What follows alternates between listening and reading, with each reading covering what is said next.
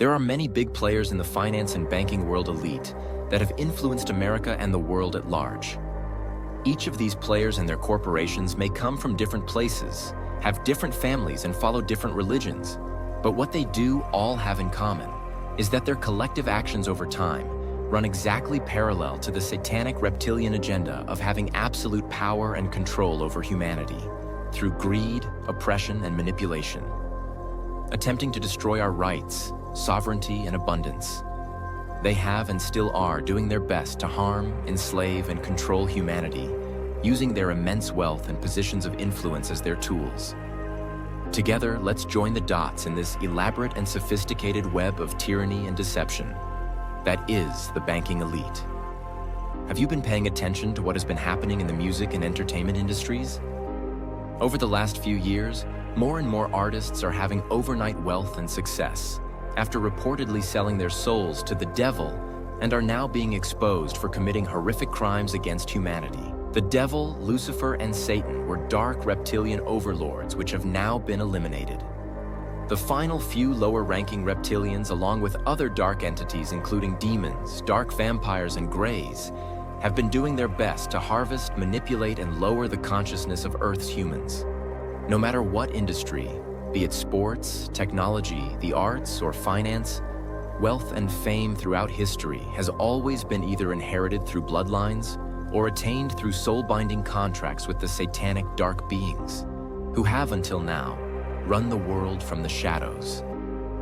These dark ones have been plotting and scheming hundreds of years in advance, using looking glasses and ancient time travel technology. They have been moving, removing, and planting certain people, including reptilian hybrids carrying their bloodlines, into positions of power to carry out their plans over time. It is being exposed more each day how the banking and the financial world elites are directly involved in the reptilian world domination agenda.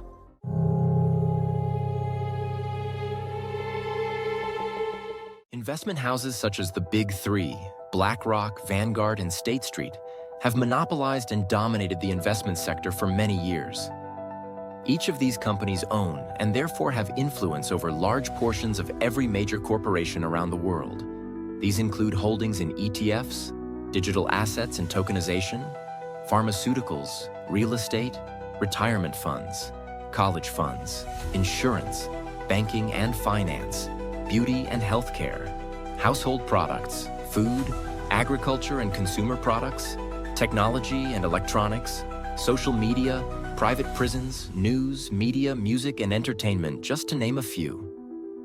Let's take a closer look at BlackRock, one of the biggest and most infamous investment houses in the world. Its origins, affiliations, agendas, and who is pulling the strings. Larry Fink is the well-known face of BlackRock as the co-founder, chairman, and CEO. His inner circle consists of co-founder Rob Caput, co-founder Susan Wagner, strategist Barbara Novick, chief risk advisor Bennett Golub, and co-founder and manager Ralph Schlosstein. It's worth mentioning that the whole BlackRock team are Jewish, every single one of them, including Larry himself. In 1986, Larry Fink lost $100 million while working at First Boston. This experience was reportedly what sparked his idea to start BlackRock as a risk management-based index fund investment house, the first of its kind. After forming the backbone team of BlackRock, Larry began looking for successful candidates to do business with. General Electrics, having one of the largest pension funds in the United States, agreed to work with him, providing BlackRock with the funding, credibility, and momentum it needed. BlackRock successfully advised General Electrics on financial forecasts, risk management, and investment opportunities. Word spread fast, and they expanded. Now here's an interesting connection. Did you know that Edison Electric Light was founded by Thomas Edison and was funded by John Morgan J.P. Morgan, which he later acquired and merged with several competitors, renaming it General Electrics? We'll talk more about John Pierpont Morgan later on. As BlackRock grew, Aladdin was born. Aladdin stands for Asset, Liability, Debt, and Derivative Investment Network, and is a cutting-edge risk management system. This technology became an enticing feature of their services, attracting new clients who required advanced investment solutions. BlackRock, in a few short years grew to astronomical heights, boasting over $11.475 trillion in assets under their management as of late September 2024. Furthermore, BlackRock has become an extremely influential enterprise, having tremendous sway in politics and government decisions that have broad reach globally. The mainstream media romanticizes about the story of Larry Fink and BlackRock's success, painting a picture of the courageous underdog, rising up from humble beginnings and against all odds, turning rejection into triumph. Since Larry owns a significant portion of mainstream media outlets, I would like to engage your curiosity and encourage your discernment. After BlackRock's explosive success, it could be said that Larry Fink and his team were now willingly in bed with their satanic reptilian overlords to help carry out their dark agendas upon humanity, in return offering them great wealth, power, and success. On a side note, did you know that BlackRock represents 7.7% ownership of Pfizer and holds about 6.6% ownership of Moderna? Now let's change the pace and take a look at who holds the most shares in BlackRock. At first glance when researching, I stumbled upon a list of about a dozen institutional holders, including the Vanguard Group being the largest institutional shareholder with 8.53% of the company. BlackRock itself being the second largest with 6.14% of the company. State Street Corporation is the third largest with 3.84% of the company. Temasek Holdings Private Limited is the fourth largest with 3.31% of the company. Bank of America Corp., Capital Research Global Investors, Morgan Stanley and Charles Schwab Investment Management also have significant holdings. Upon further investigation, I found something intriguing. The largest individual shareholder of BlackRock is Merrill Lynch and Company Incorporated. Merrill Lynch owns over 67.13 million shares in BlackRock Inc., representing 45.32% of the company. That's nearly half of the company. That's a lot of pull. So, who or what is Merrill Lynch? Let us follow the money and see where that takes us. Merrill Lynch & Co. Inc., formerly Merrill Lynch, Pierce, Fenner & Smith Incorporated, was a publicly traded American investment bank, offering investment management, investment banking, and financial services. In 2009, Bank of America acquired Merrill Lynch. Interesting. Now that makes Bank of America the largest holder of BlackRock. Let's follow the money further and see where that takes us. Who are the largest shareholders of Bank of America? The largest shareholders of Bank of America include Berkshire Hathaway Inc., Vanguard Group Inc., BlackRock Inc., State Street Corp., Vanguard Total Stock Market Index Fund Investor Shares, Vanguard 500 Index Fund Investor Shares, and J.P. Morgan Chase & Co., to name a few of the biggest players.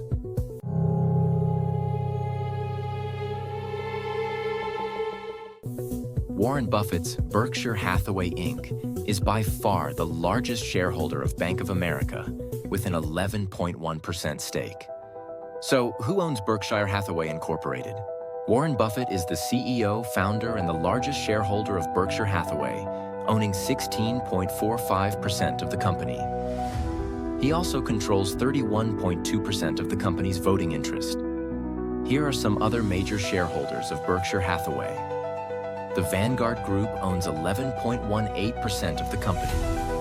BlackRock owns 8.20%. State Street Corporation owns 5.30%. Geode Capital Management owns 2.69%. And the Bill and Melinda Gates Foundation owns 1.32% of the company.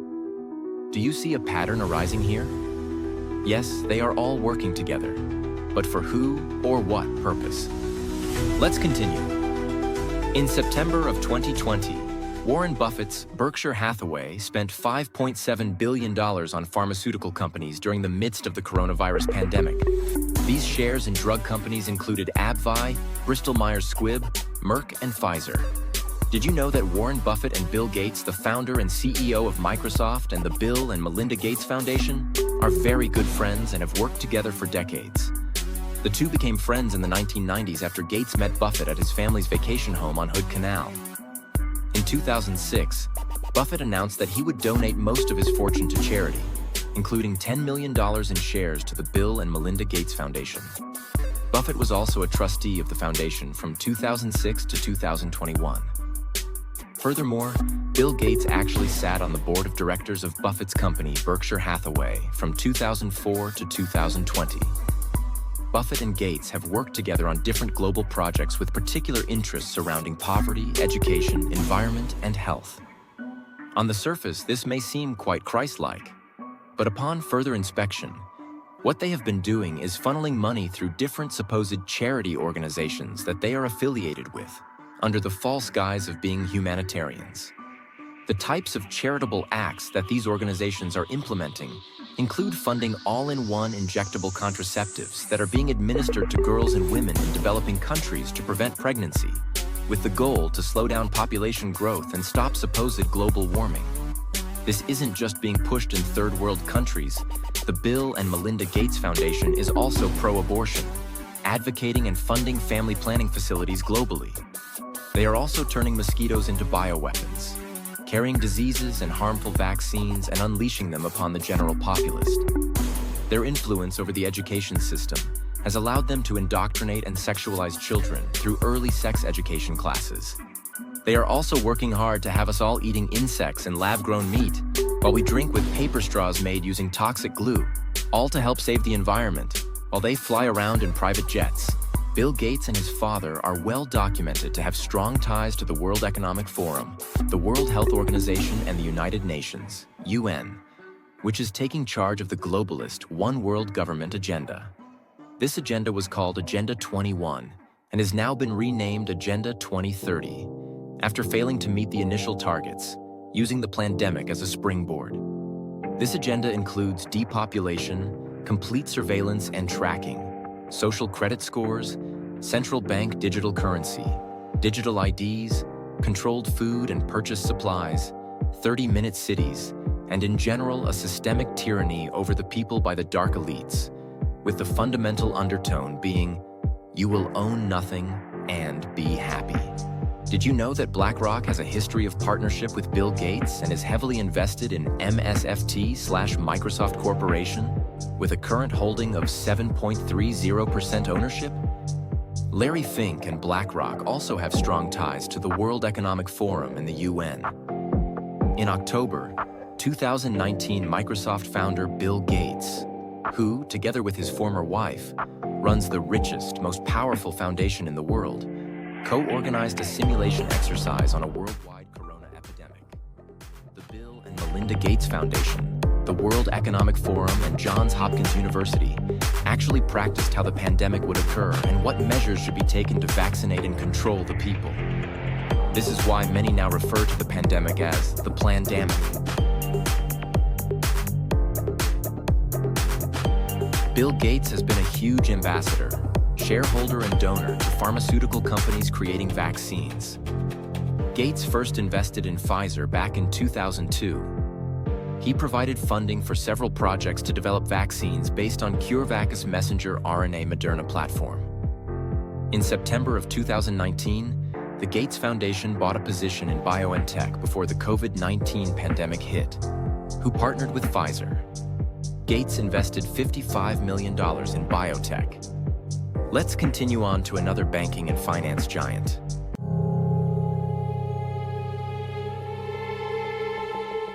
J.P. Morgan Chase & Company is a financial services company that was formed in the year 2000 when Chase Manhattan acquired J.P. Morgan & Company. We'll talk more about the origins of Chase later on. J.P. Morgan & Chase is the largest bank in the United States and the world's largest bank by market capitalization. As of 2024, the top institutional shareholders of J.P. Morgan Chase are Vanguard Group, BlackRock, and State Street Corporation. Now let's take a step back in time to see the origins of J.P. Morgan Chase & Company. John Pierpont Morgan was born into a wealthy family. His father was the bank manager at George Peabody & Company, a London-based firm, and he educated John accordingly to follow in his footsteps. In 1861, after working for the American branch of his father's firm, John partnered up to begin his own company called Duncan, Sherman & Company. At age 24, John Morgan married his wife, Amelia Sturgis, who coincidentally died tragically just 4 months later. Many say that John changed after his wife's passing, and understandably so. Some say that Amelia was poor in health. However, the timing of her death also sparks suspicion as to whether Amelia was a blood sacrifice for John. As shortly after, John P. Morgan's came into life-changing opportunities, giving him immense success, power, and wealth. First, John made money out of America's Civil War, buying old rifles, servicing them, and then selling them back to the government for profit. Not long after, John became partners with a top banker named Anthony Drexel to create Drexel, Morgan and Company, which later became J.P. Morgan and Company. Together they took on the railroad sector, advising, buying out, and merging railroad companies, monopolizing the industry and becoming extremely wealthy. John then went in to buy out and merge the biggest steel manufacturers in the country, forming U.S. Steel, which was at the time becoming increasingly valuable. During the Depression following the economic panic of 1893, John Pierpont Morgan helped resupply the U.S. Treasury's gold reserve by striking a deal with President Cleveland to form a private syndicate of banker and investor elites who would buy back U.S. bonds in exchange for gold. Morgan, of course, did very well for himself as a result of the bond purchases at a heavily discounted price.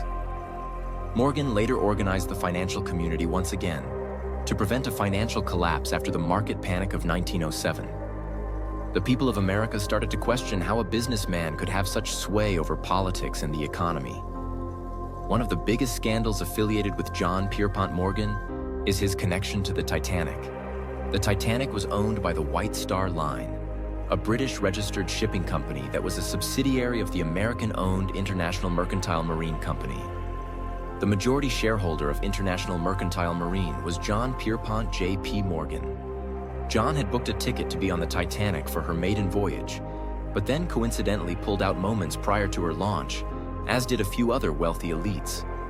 At the same time, the wheels were in motion by a congressional subcommittee named the Pujo Committee to implement the Federal Reserve of America and investigate the Trust, which was a wealthy elite group of financiers and bankers.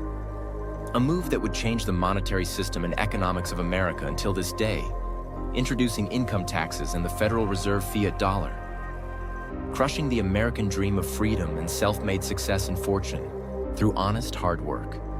On board the Titanic when she sunk were three powerful men, including John Astor IV, Benjamin Guggenheim, and Isidor Straus, who all opposed the Federal Reserve.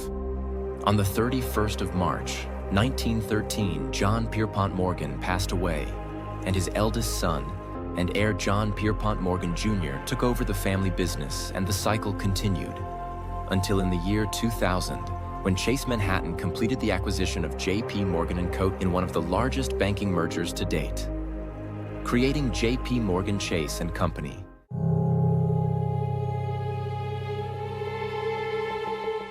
The Rockefellers are a Jewish-German immigrant family who originally held the name Steinhauer before obtaining American citizenship and taking the Americanized version of their name. The Rockefellers have a long track record throughout American history as being the typhoons of the American banking and oil sectors, and as the first recorded billionaires in the world. Chase Manhattan was originally called the Bank of the Manhattan Company. It was founded in 1799 by Aaron Burr, who was the third vice president of the United States. In 1877, John Thompson founded the Chase National Bank. The two banks merged in 1955 to form the Chase Manhattan Bank. At the time, David Rockefeller was an American banker and an economist who served as the chairman and CEO of Chase Manhattan Corporation. He was a member of the Rockefeller family, which had a long association with the banking world. David Rockefeller was a prominent leader of Chase Manhattan Bank in the 1970s and 1980s. He was the great-great-grandson of John D. Rockefeller Sr. Another influential member of the family was John D. Rockefeller and his Standard Oil Company, which was in control of over 90% of the U.S. oil industry in the 1880s. This made him one of the most powerful men in America at the time. John D. Rockefeller was known for his unethical practices like predatory pricing and colluding with the railroads, all the while intimidating, humiliating, and coercing his competitors or anyone who stood in the way of his absolute control and ownership of the oil industry in America. John D. Rockefeller also had a big hand in creating the foundation of the United Nations. He even donated $8 million to purchase land in New York to become the UN's permanent headquarters. The Rockefeller Foundation was formed in May of 1913, only a few months before the Federal Reserve was created, of which the Rockefeller family and J.P. Morgan were directly involved in creating. The Rockefeller Foundation played a massive role in the transformation from the League of Nations into the UN, collaborating with the Economic, Financial, and Transit Department and the United Nations Relief and Rehabilitation Administration, which was instrumental for the birth of the UN General Assembly. Remember, the UN is the overarching organization pushing the 2030 globalist One World Government agenda. The Rockefellers have been, until this day, incredibly wealthy and believed to have tremendous power, influencing and manipulating politics, health, education, agriculture, and economics, using the Rockefeller Foundation to direct funding at businesses, people, government organizations, and political parties to facilitate their desired agendas. That brings us to our final and most infamous banking family.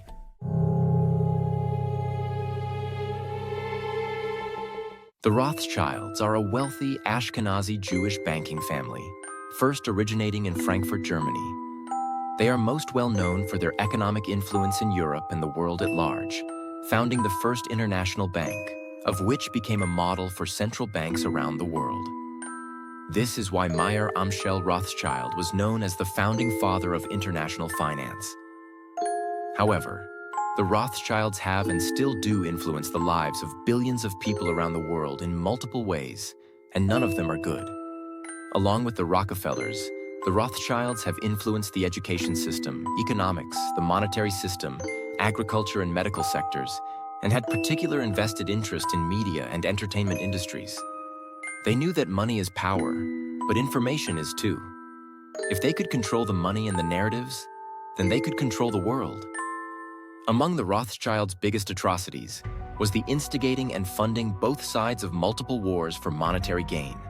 One instance was in 1815, when the Battle of Waterloo was coming to an end. Nathan Rothschild made certain that he would be the first to know of the outcome of the war, that Napoleon had been defeated. He hired a spy who watched the battle conclude. The spy then sent a messenger pigeon carrying a note with the outcome to Rothschild. Immediately, Nathan paid people to have rumors circulate that Napoleon had in fact won, panicking the stock market into selling their British bonds on the stock exchange, plummeting the price dramatically. Then he strategically bought up all of the bonds at a discounted price right before the value of the British sterling pound grew astronomically, making him the equivalent of $6 billion overnight. Another was the creation of Israel in 1917 through the Balfour Declaration. This declaration, that was initiated by Walter Rothschild and issued by the British Foreign Secretary, granted the Zionist Jews the land of Palestine to occupy as their own. Of course, this meant taking land out from under the Palestinian people, the true custodians of the land, and displacing them completely. These actions, which were supported by the UN until very recently, has caused an ongoing war and genocide of the Palestinian people that is still very present more than 100 years later. At the turn of the century, when new technological advancements threatened to forever change the way that people communicated and shared information, the Rothschilds saw an opportunity to control and influence the information being broadcast to the public. They purchased the news platforms, radio stations, music and entertainment companies, and still to this day own and control the majority of media and entertainment industries around the world. The Rothschilds' relentless and ruthless greed for money, thirst for power, and complete disregard for human life marks them as some of the evilest beings that we know of to date. Their level of greed is so enormous that, just like many royals have traditionally done, the Rothschilds marry into their own family, being suited with their third and second cousins. This is done to keep the wealth inside the family and to maintain their bloodlines.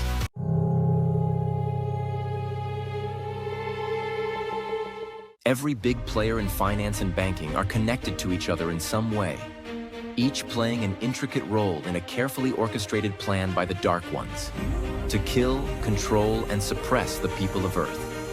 Each powerful and corrupt corporate entity is feeding and colluding with the other, manipulating the markets and the people for monetary gain and power, deceiving and taking from the people to control them and the narratives, and carry out the overarching satanic reptilian agenda upon humanity.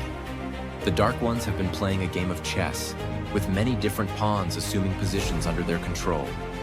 However, there is an even bigger player with a grander plan in this game, and that's our creator and his son, the King. As we, the people, pay more attention, raise our awareness, and expose the truth of who these Dark Ones are and what they have been doing, piece by piece we lift the veil and exit the Matrix. We are ushering in our new reality, pulling humanity out of a state of fear and oppression, and bringing us together in love, light, strength, abundance, and unity. They are finished. Full disclosure is here. We already won.